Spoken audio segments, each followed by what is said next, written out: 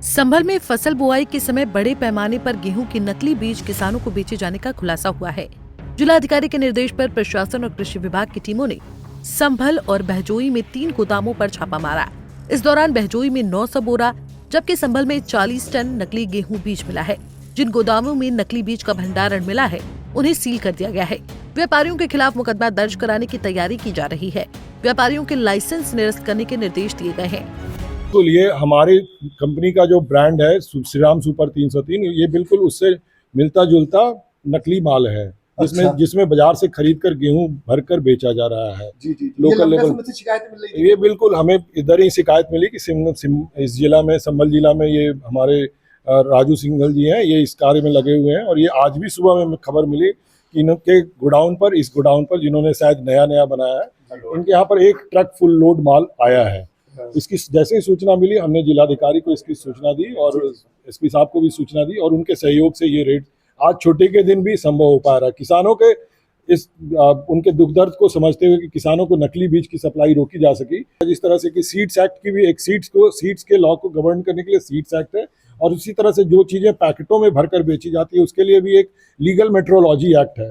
तो उसकी एक अत्यंत महत्वपूर्ण जो उसकी रिक्वायरमेंट है, मैंडेटरी रिक्वायरमेंट है, जिसको कोई टाल नहीं सकता है, वो ये है कि हर एक जगह पर मैन्युफैक्चरर या प्रोड्यूसर का नाम आना जरूरी है।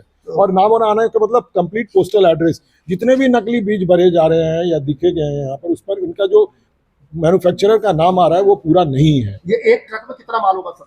मेरे हिसाब से 27-28 मीट्रिक टन होगा ये। अच्छा, कंपनी के आप क्या है सर?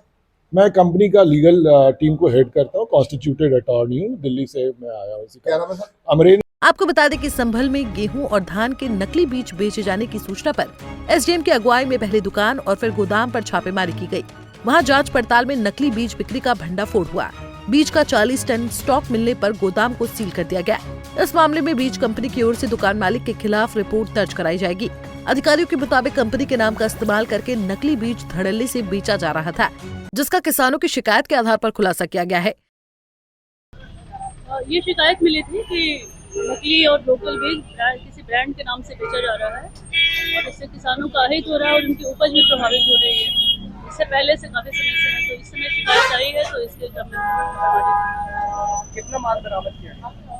40 टन आसपास माल बरामद किया। आगे भी छापेमारी की जाएगी इस तरह? हाँ, आगे भी छापेमारी जारी रहेगी। दरअसल बीज कंपनी का आरोप है कि पहले दुकानदार उनकी कंपनी का माल खरीदता था, लेकिन कुछ दिनों बाद बीज खरीदना बंद कर दिया और उसी कंपनी की नकली पैकिंग बनाकर उसमें बीज भरकर किसानों को बिक्री करनी शुरू कर दी।